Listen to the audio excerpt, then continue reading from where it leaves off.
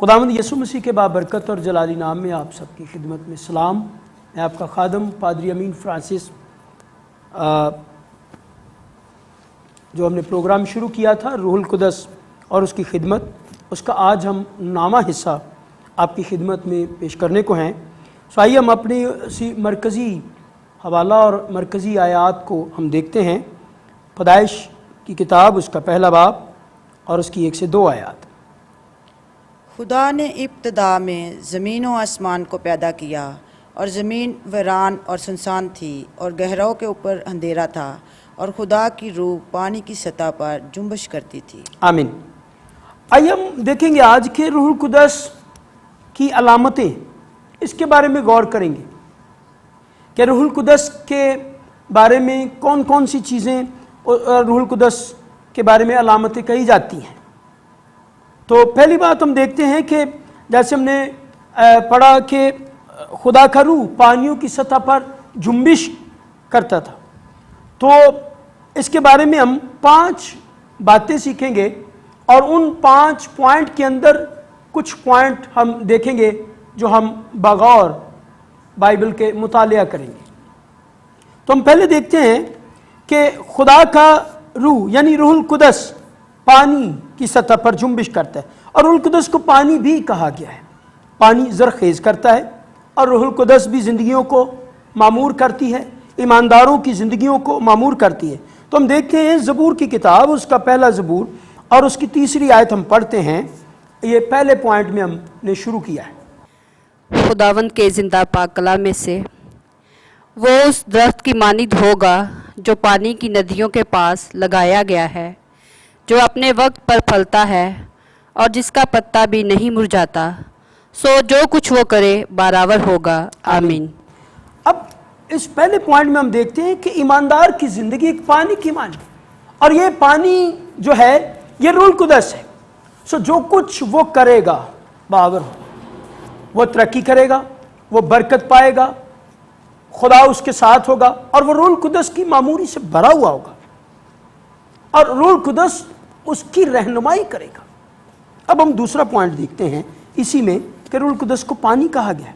तो हम देखते हैं यूहन्ना रसूल की मार्फत लिखा गया इंजीली बयान उसका 3रा बाब और उसकी 5वीं आयत।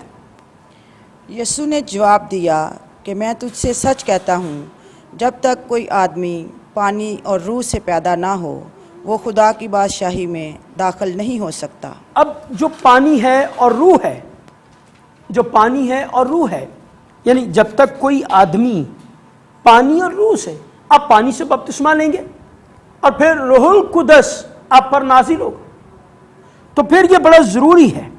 इसके बारे में खुदावंद यसु मसीह ने कहा, फरमाया कि मैं तुझसे सच कहता हूँ, जब तक कोई आदमी पानी और रूह से पैदा ना हो, वो खुदा की बादशाही में दाखिल नहीं हो सकता।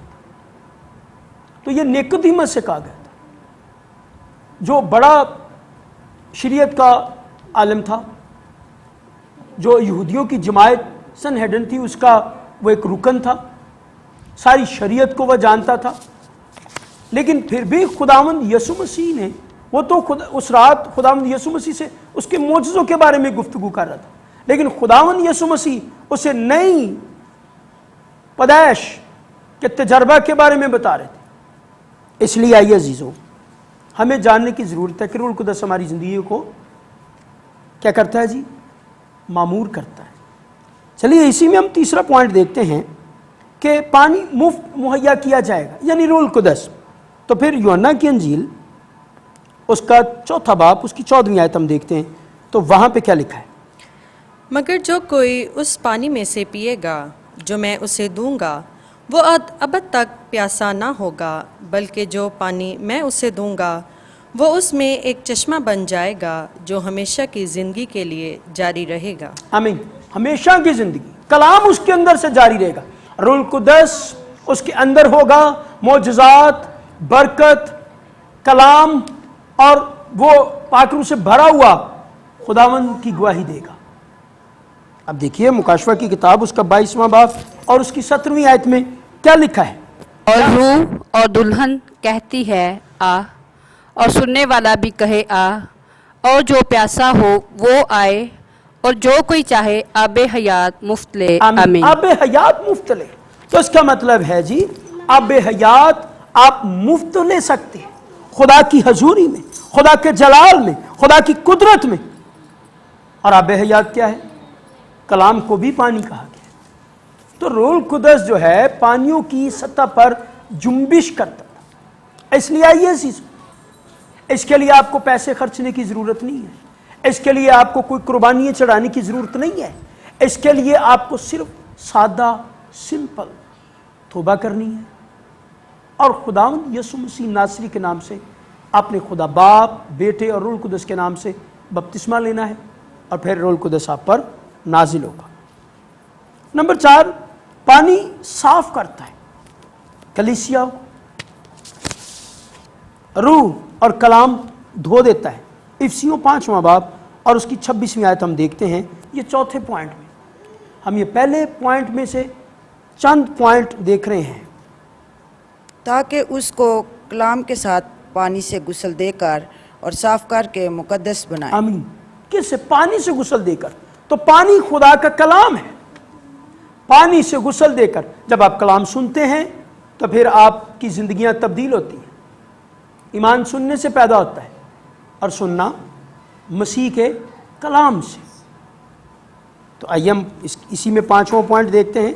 ना सिर्फ पानी बल्कि पानी की नदियां जारी होती हैं। खुदावंद यीशु अल मसीह ने यूहन्ना की अंजील उसके 7वें बाब उसकी 37 और 38 आयत में क्या फरमाया था? फिर ईद के आखिरी दिन जो खास दिन है, यीशु खड़ा हुआ और पुकार कर कहा, अगर कोई प्यासा हो तो मेरे पास आकर पिए। जो मुझ पर ईमान लाएगा उसके अंदर से, ऐसा कि किताब मुकद्दस में आया है, जिंदगी के पानी की नदियां जारी होंगी। आमीन। जिंदगी की पानी की नदियां जारी होंगी। खुदावंद यीशु मसीह ने उस औरत से भी कहा, अगर तू मुझे जानती कि तुझसे किसने पानी मांगा है तो क्या मैं तुझे वो पानी देता जिससे तू कभी फिर प्यासी ना हो। जिंदगी की पानी की नदी। तो कलाम हमें जिंदगी बख्शता है, अटर्नल लाइफ, हमेशा की जिंदगी। और रूहुल कुदस हमें खुदावंद यीशु की सलीब के नीचे लेकर आता है ताकि हम उसके खून से धुल जाएं, पाक हो जाएं और कलाम हमें धो दे और हम साफ हो जाएं। और पानी जैसे साफ करता है, कलाम हमें पाक साफ करेगा और फिर हम रूहुल कुदस से मामूल होंगे। ये पहला पॉइंट है। आइए हम दूसरे पॉइंट पर गौर करते हैं कि रूहुल कुदस आग है। रूहुल कुदस क्या है? आग है। तो हम देखते हैं मुकद्दस मत्ती रसूल की अंजील उसका 3 बाब उसकी 11वीं आयत। मैं तो तुमको तौबा के लिए पानी से बपतिस्मा देता हूँ, लेकिन जो मेरे बाद आता है वो मुझसे ज़ोरावर है, मैं उसकी जूतियाँ उठाने के लायक नहीं। वो तुमको रूहुल कुद्दस और आग से बपतिस्मा देगा। आमीन। आमीन। मेरे बाद जो आता है वो तुमको रूहुल कुदस और आग से बपतिस्मा देगा। इस पर बगौर हम जाए देखेंगे अगले प्रोग्रामों में भी। वो तुमको रूहुल कुदस और आग से बपतिस्मा देगा। इसलिए सुनी गौर से, तवज्जो फरमाइए। खुदावंद यीशु अल मसीह के बारे में यूहन्ना ने कहा, मैं उसकी जूतियां उठाने के भी लायक नहीं।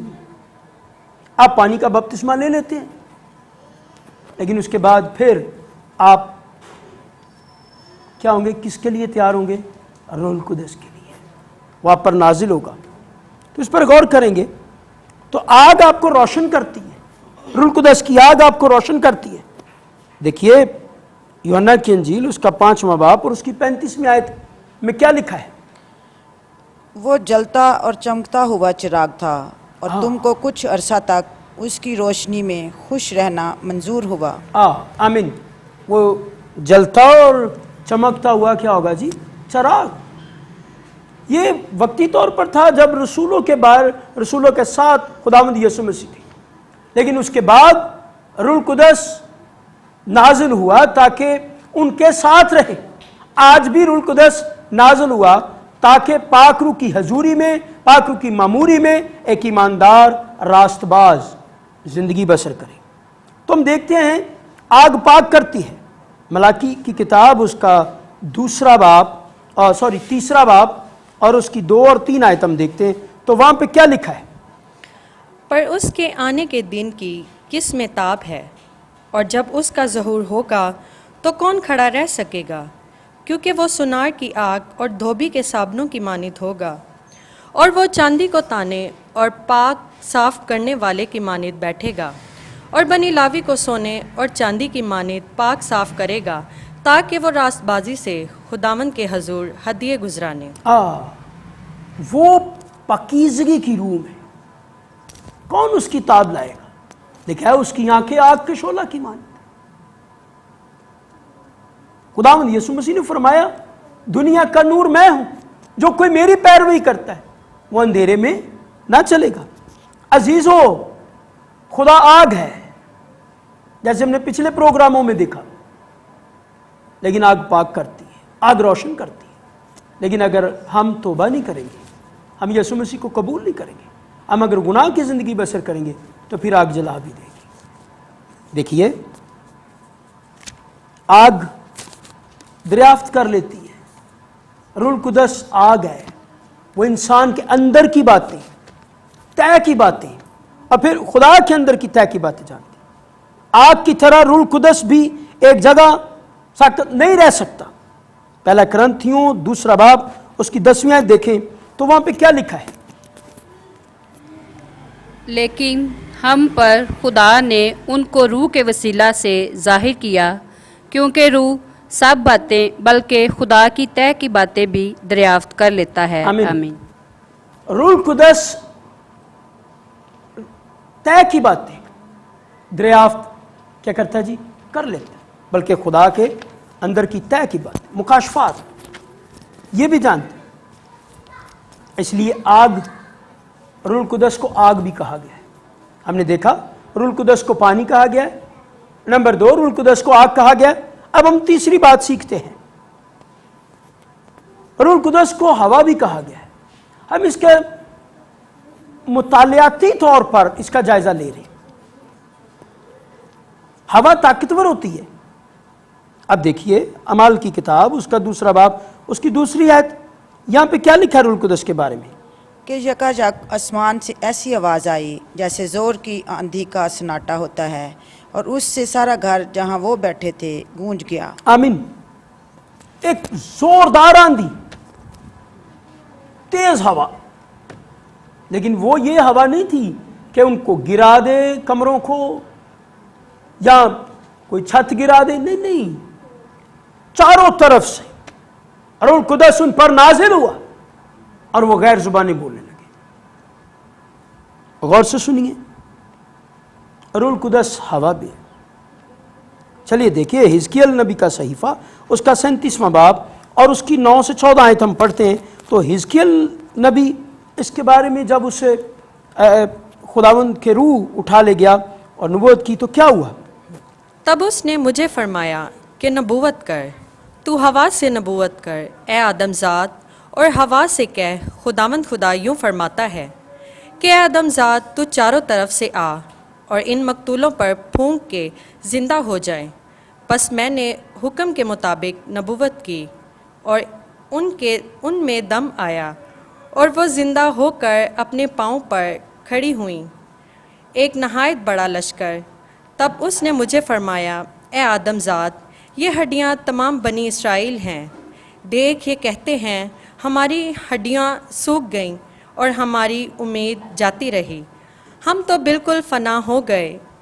اس لیے تو نبوت کر اور ان سے کہہ خداوند خدا یوں فرماتا ہے، اے میرے لوگو، دیکھو میں تمہاری قبروں کو کھولوں گا اور تم کو ان سے باہر نکالوں گا اور اسرائیل کے ملک میں لاؤں گا۔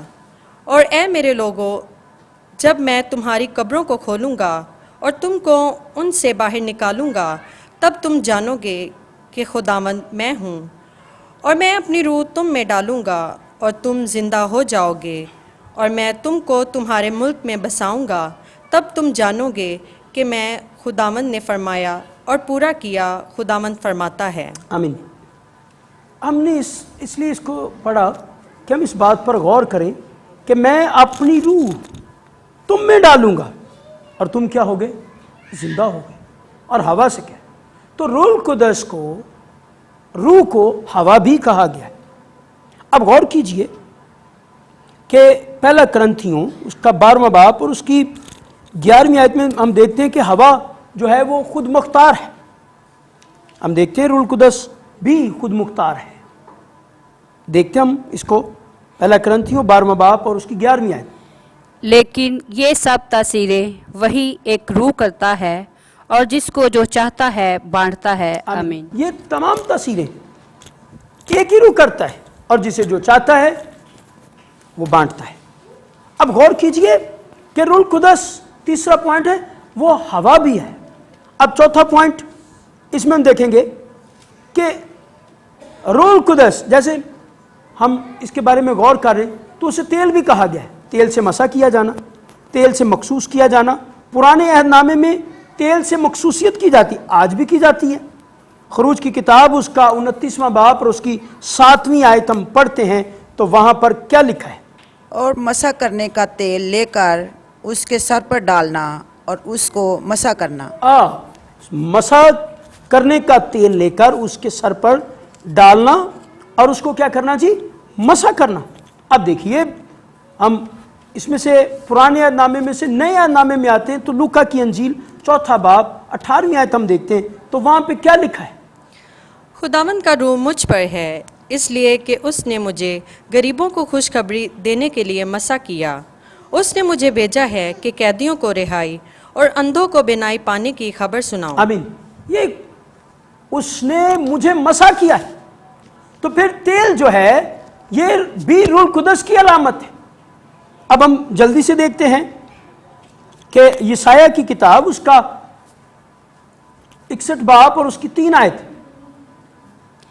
سیون کے غم زدوں کے لیے یہ مقرر کر دو کہ ان کو راگ کے بدلے صحرا اور ماتم کی جگہ خوشی کا روغن اور اداسی کے بدلے ستائش کا خلقت بخشوں، تاکہ آمین۔ آمین۔ ہم اس کو دیکھتے ہیں اس آیت کو کہ وہ غمزدوں کو کیا کرتا ہے جی؟ خوشی کا روغن۔ روغن جو لفظ روغن اس کا مطلب ہے تیل۔ اب ہم دیکھتے ہیں اگلا پوائنٹ کہ روح القدس بارش ہے اور اوس ہے۔ زبور 72 اور اس کی 6 آیت ہم دیکھتے ہیں تو کلام مقدس ہمیں کیا بتاتا ہے؟ وہ کٹی ہوئی گھاس پر مینہ کی مانند اور زمین کو سیراب کرنے والی بارش کی طرح نازل ہوگا۔ آمین۔ روح القدس نازل ہوگا اور زندگی کو سیراب کر دے گا۔ جو تاریکی میں ڈوبی، جب وہ توبہ کریں گی تو پھر روح القدس ان کو تازگی بخشے گا اور ان کی زندگی میں بہار آ جائے گی۔ مرجھائے پتے پھر سے دوبارہ سے کھل اٹھیں گے، یعنی زندگی میں شادابی ہوگی، برکت ہوگی، سلامتی ہوگی۔ اور بارش تازگی بخشتی ہے اور روح القدس بھی تازگی بخشتا ہے۔ دیکھیں زبور نمبر 68 اور ورس نمبر 9، اس کو ہم دیکھتے تو وہاں پہ کیا لکھا ہے؟ اے خدا، تو نے خوب میم برسایا، تو نے اپنی خشک میراث کو تازگی بخشی۔ تو نے اپنی خشک میراث، یعنی ایسی زندگیاں جو بالکل خشک ہو چکی ہیں، ابلیس نے ان کی زندگیوں کو بالکل ویران کر دیا ہے، وہ توبہ کریں گے، روح القدس نازل ہوگا بارش کی مانند، اوس کی مانند، اور دوبارہ سے بحال ہو جائیں گے۔ اور بارش افراد سے ہوتی ہے اور روح القدس بھی افراد سے نازل ہوتا ہے۔ بارش زرخیز کرتی ہے، روح القدس بھی زرخیز کرتا ہے۔ ہم دیکھتے ہیں حزقیل نبی کا صحیفہ اور اس کا 34واں باب اور اس کی 26 اور 27ویں آیت ہم اس کو پڑھتے ہیں۔ حزقیل نبی کا صحیفہ اور اس کا 34واں باب اور اس کی 26 اور 27 آیت۔ اور میں ان کو اور ان جگہوں کو جو میرے پہاڑ کے آس پاس ہیں برکت کا باعث بناؤں گا، شاباش۔ اور میں بروقت میں برساؤں گا۔ برکت کی بارش ہوگی اور میدان کے درخت اپنا میوہ دیں گے اور زمین اپنا حاصل دے گی، اور وہ سلامتی کے ساتھ اپنے ملک میں بسیں گے۔ اور جب ان اور جب میں ان کے جوئے کا بندھن توڑوں گا اور ان کے ہاتھ سے جو ان سے خدمت کرواتے ہیں چھڑاؤں گا تو وہ جانیں گے کہ میں خداوند ہوں۔ آمین۔ میں کیا کروں گا؟ برکت کی بارش برساؤں گا، روح القدس برکت کی بارش کی طرح نازل ہوگی۔ اب غور کیجئے، روح القدس کی علامتوں کے بارے میں ہم سیکھ رہے ہیں۔ جیسے ہم نے جب یہ شروع کیا تھا، ہم نے کہا تھا یہ تعلیمی میسیج ہوں گے تاکہ ہم اس کو تعلیمی طور پر سیکھ سکیں۔ اگلا پوائنٹ، روح القدس کبوتر کی مانند ہے، فاختہ کی مانند۔ اور ہم دیکھتے ہیں مقدس متی رسول کی انجیل 3 باب اس کی 16ویں آیت، تو وہاں پہ کیا لکھا ہے؟ اور یسوع بپتسمہ لے کر فی الفور پانی کے پاس سے اوپر گیا، اور دیکھو اس کے لیے آسمان کھل گیا، اور اس نے خدا کے روح کو کبوتر کی مانند اترتے اور اوپر آتے دیکھا۔ آمین۔ آمین۔ روح القدس کبوتر کی مانند۔ فاختہ جو ہے یہ ایک علامت روح القدس کے ساتھ دی گئی۔ اس کی چونچ میں ایک چھوٹا سا ذرہ بھی آ جائے کینکر کا تو یہ خفا ہو جاتی، دکھی ہو جاتی۔ روح القدس بھی ایسے ہی لکھا ہے، روح القدس کو رنجیدہ نہ کرو۔ جب انسان روح القدس کو رنجیدہ کرتا ہے، گناہ کرتا ہے، خدا کے کلام کے خلاف کام کرتا ہے، تو پھر روح القدس رنجیدہ ہو جاتا ہے۔ ہم دیکھیں مقدس متی رسول کی انجیل اس کا 10واں باب اور اس کی 16ویں آیت۔ دیکھو میں تم کو بھیجتا ہوں گویا بھیڑوں کو بھیڑیوں کے بیچ میں، پس سانپوں کی مانند ہوشیار اور کبوتروں کی مانند بے آزاد بنو۔ بھولے ایسے سادہ اور کوئی الزام لگانے والا نہ ہو۔ روح القدس چاہتا ہے ہماری زندگیاں پاکیزہ ہوں، ہماری خدمت پاکیزہ ہو، ہمارے چال چلن پاکیزہ ہو، ہمارے گھر کے اندر پاکیزگی ہو، ہمارے معاشرے میں پاکیزگی ہو، ہمارے خاندان میں پاکیزگی ہو، ہماری کالونی میں پاکیزگی ہو، ہماری گلی میں پاکیزگی ہو، اور پھر ہماری زندگی میں پاکیزگی ہو۔ آئیے اگلا پوائنٹ دیکھتے ہیں۔ روح القدس آواز، خدا کی آواز، خداوند کی آواز سنیں۔ یسایہ نبی کا صحیفہ اس کا 30 باب اس کی 21 آیت۔ اور جب تو دہنی یا بائیں طرف مڑے تو تیرے کان تیرے پیچھے سے یہ آواز سنیں گے کہ راہ یہی ہے۔ آمین۔